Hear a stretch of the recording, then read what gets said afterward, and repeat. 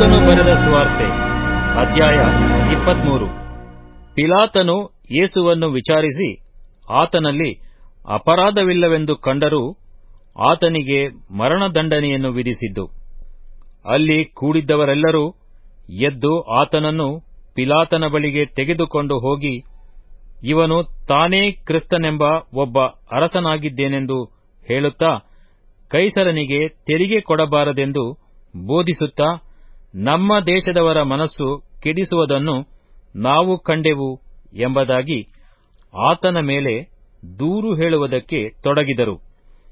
ಪಿಲಾತನು ಆತನನ್ನು, ನೀನು ಯೆಹೂದ್ಯರ ಅರಸನು ಹೌದೋ ಎಂದು ಕೇಳಲು ಆತನು, ನೀನೇ ಹೇಳಿದ್ದೀ ಎಂದು ಉತ್ತರ ಕೊಟ್ಟನು. ಪಿಲಾತನು ಮಹಾಯಾಜಕರಿಗೂ ಜನರ ಗುಂಪಿಗೂ, ಈ ಮನುಷ್ಯನಲ್ಲಿ ನನಗೆ ಯಾವ ಅಪರಾಧವೂ ಕಾಣಿಸುವುದಿಲ್ಲವೆಂದು ಹೇಳಿದನು. ಅದಕ್ಕೆ ಅವರು, ಗಲಿಲಾಯದಲ್ಲಿ ಪ್ರಾರಂಭ ಮಾಡಿ ಇಲ್ಲಿಯವರೆಗೂ ಯೂದಾಯ ಸೀಮೆಯಲ್ಲೆಲ್ಲ ಇವನು ಬೋಧನೆ ಮಾಡುತ್ತಾ ಜನರ ಮನಸ್ಸನ್ನು ಕದಲಿಸುತ್ತಾನೆ ಎಂದು ಇನ್ನೂ ಒತ್ತಿ ಹೇಳಿದರು. ಇದನ್ನು ಪಿಲಾತನು ಕೇಳಿ, ಈ ಮನುಷ್ಯನು ಗಲಿಲಾಯದವನೋ ಎಂದು ವಿಚಾರಿಸಿ, ಇವನು ಹೆರೋದನ ಅಧಿಕಾರಕ್ಕೆ ಒಳಪಟ್ಟವನು ಎಂದು ತಿಳುಕೊಂಡು ಆತನನ್ನು ಹೆರೋದನ ಬಳಿಗೆ ಕಳುಹಿಸಿದನು. ಹೆರೋದನು ಆ ದಿವಸಗಳಲ್ಲಿ ಯೆರೂಸಲೇಮಿನಲ್ಲೇ ಇದ್ದನು. ಹೆರೋದನು ಯೇಸುವನ್ನು ನೋಡಿದಾಗ ಬಹಳ ಸಂತೋಷಪಟ್ಟನು.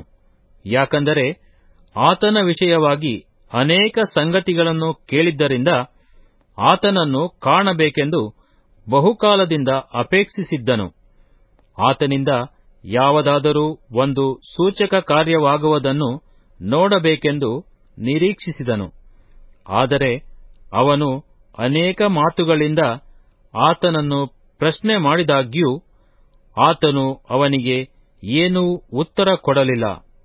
ಮಹಾಯಾಜಕರೂ ಶಾಸ್ತ್ರಿಗಳು ನಿಂತುಕೊಂಡು ಆತನ ಮೇಲೆ ಬಹು ಬಲವಾಗಿ ದೂರು ಹೇಳುತ್ತಿದ್ದರು.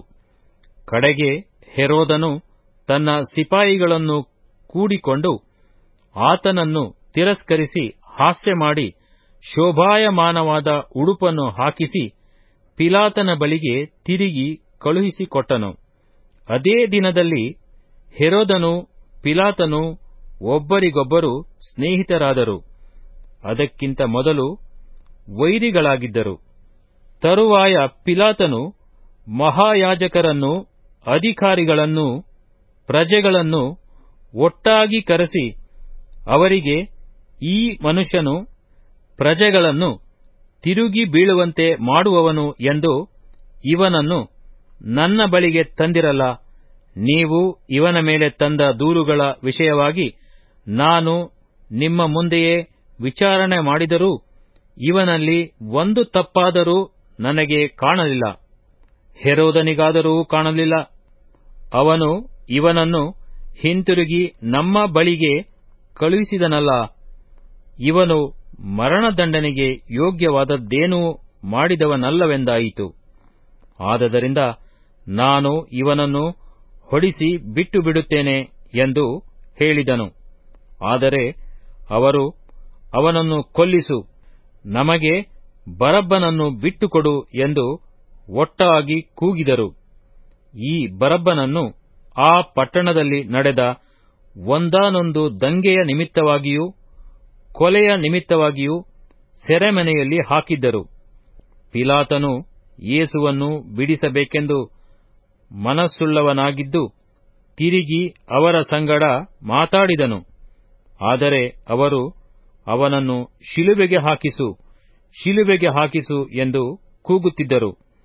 ಅವನು ಮೂರನೆಯ ಸಾರಿ, ಯಾಕೆ, ಕೆಟ್ಟದ್ದೇನು ಮಾಡಿದನು? ನಾನು ಇವನಲ್ಲಿ ಮರಣದಂಡನೆಗೆ ತಕ್ಕ ಅಪರಾಧವೇನೂ ಕಾಣಲಿಲ್ಲ. ಆದದರಿಂದ ಇವನನ್ನು ಹೊಡಿಸಿ ಬಿಟ್ಟು ಬಿಡುತ್ತೇನೆ ಎಂದು ಅವರಿಗೆ ಹೇಳಿದನು. ಆದರೆ ಅವರು ದೊಡ್ಡ ಕೂಗಾಟ ಮಾಡುತ್ತಾ ಅವನನ್ನು ಶಿಲುಬೆಗೆ ಹಾಕಿಸಬೇಕೆಂದು ಕೇಳಿಕೊಂಡು ಬಲವಂತ ಮಾಡಿದರು. ಅವರ ಕೂಗಾಟವು ಗೆದ್ದಿತು. ಪಿಲಾತನು, ನೀವು ಕೇಳಿಕೊಂಡಂತೆ ಆಗಲಿ ಎಂದು ನಿರ್ಣಯಿಸಿ ದಂಗೆ ಕೊಲೆಗಳ ನಿಮಿತ್ತವಾಗಿ ಸೆರೆಮನೆಯಲ್ಲಿ ಬಿದ್ದ ಆ ಮನುಷ್ಯನನ್ನು ಅವರು ಕೇಳಿಕೊಳ್ಳುತ್ತಿದ್ದ ಪ್ರಕಾರ ಬಿಟ್ಟುಕೊಟ್ಟು ಯೇಸುವನ್ನು ಅವರ ಚಿತ್ತಾನುಸಾರ ಒಪ್ಪಿಸಿದನು. ಯೇಸುವನ್ನು ಶಿಲುಬೆಗೆ ಹಾಕಿದ್ದು, ಆತನು ಪ್ರಾಣ ಬಿಟ್ಟದ್ದು.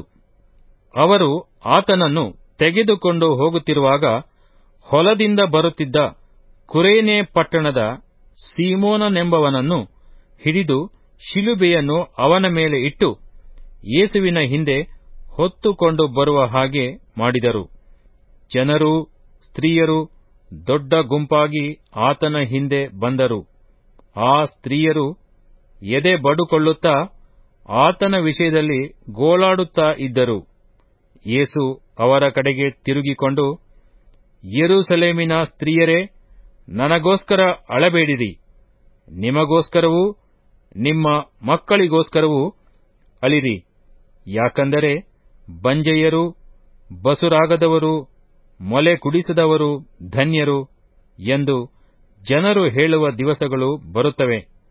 ಆ ಕಾಲದಲ್ಲಿ ಜನರು, ಬೆಟ್ಟಗಳೇ ನಮ್ಮ ಮೇಲೆ ಬೀಳಿರಿ, ಗುಡ್ಡಗಳೇ ನಮ್ಮನ್ನು ಮುಚ್ಚಿಕೊಳ್ಳಿರಿ ಅನ್ನುವರು. ಮರ ಹಸಿಯಾಗಿರುವಾಗ ಇಷ್ಟೆಲ್ಲ ಮಾಡಿದರೆ ಮರ ಒಣಗಿರುವಾಗ ಏನಾಗಬಹುದು ಅಂದನು. ಆತನ ಸಂಗಡ ಕೊಲ್ಲುವುದಕ್ಕಾಗಿ ದುಷ್ಕರ್ಮಿಗಳಾಗಿದ್ದು ಬೇರೆ ಇಬ್ಬರನ್ನು ತೆಗೆದುಕೊಂಡು ಹೋದರು. ಅವರು ಕಪಾಲವೆಂಬ ಸ್ಥಳಕ್ಕೆ ಬಂದಾಗ ಅಲ್ಲಿ ಆತನನ್ನು ಆ ದುಷ್ಕರ್ಮಿಗಳನ್ನು ಶಿಲುಬೆಗೆ ಹಾಕಿದರು. ಒಬ್ಬನನ್ನು ಆತನ ಬಲಗಡೆಯಲ್ಲಿ, ಒಬ್ಬನನ್ನು ಆತನ ಎಡಗಡೆಯಲ್ಲಿ ಹಾಕಿದರು. ಆಗ ಯೇಸು, ತಂದೆಯೇ, ಅವರಿಗೆ ಕ್ಷಮಿಸು, ತಾವು ಏನು ಮಾಡುತ್ತೇವೆಂಬುದನ್ನು ಅರಿಯರು ಅಂದನು.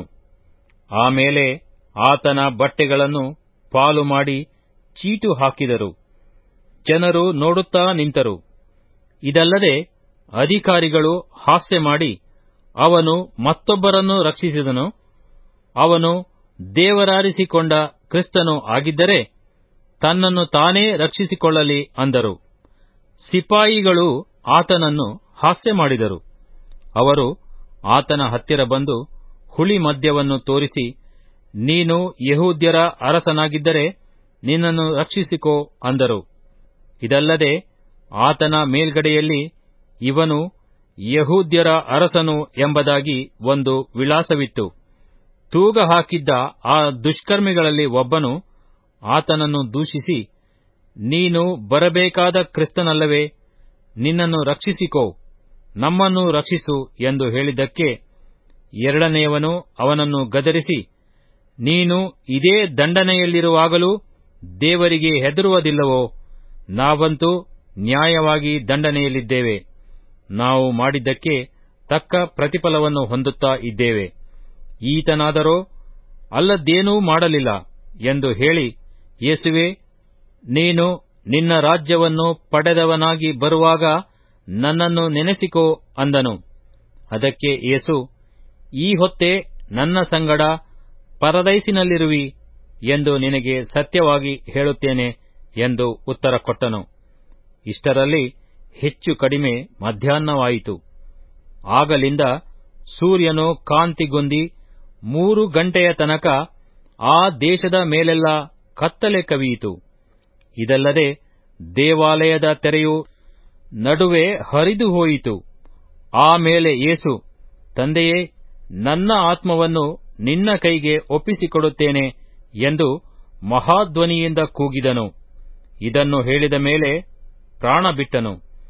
ಶತಾಧಿಪತಿಯು ನಡೆದ ಸಂಗತಿಯನ್ನು ನೋಡಿ, ಈ ಮನುಷ್ಯನು ಸತ್ಪುರುಷನೇ ನಿಜ ಎಂದು ದೇವರನ್ನು ಕೊಂಡಾಡಿದನು.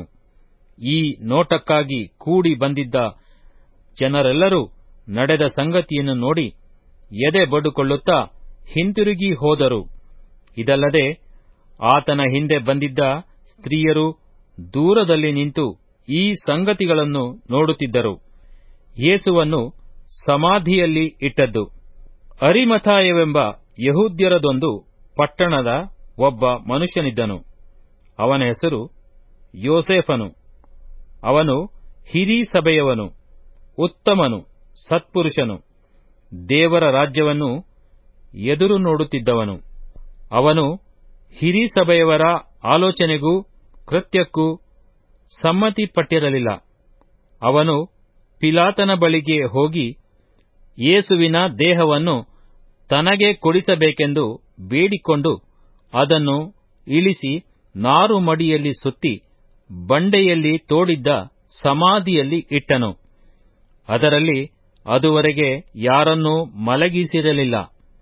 ಆ ದಿನವು ಸೌರಣೆಯ ದಿನವಾಗಿತ್ತು ಮತ್ತು ಸಬ್ಬತ್ ದಿನ ಪ್ರಾರಂಭವಾಗುವುದಕ್ಕೆ ಸ್ವಲ್ಪ ಹೊತ್ತು ಮಾತ್ರ ಇತ್ತು. ಹೀಗಿರುವಲ್ಲಿ ಗಲಿಲಾಯದಿಂದ ಆತನ ಸಂಗಡ ಬಂದಿದ್ದ ಸ್ತ್ರೀಯರು ಜೊತೆಯಲ್ಲಿ ಹಿಂದೆಯೇ ಹೋಗಿ ಆ ಸಮಾಧಿಯನ್ನು ಆತನ ದೇಹವನ್ನಿಟ್ಟ ರೀತಿಯನ್ನು ನೋಡಿ ಹಿಂತಿರುಗಿ ಬಂದು ಪರಿಮಳ ದ್ರವ್ಯಗಳನ್ನು ಸುಗಂಧ ತೈಲವನ್ನು ಸಿದ್ಧಮಾಡಿಕೊಂಡರು.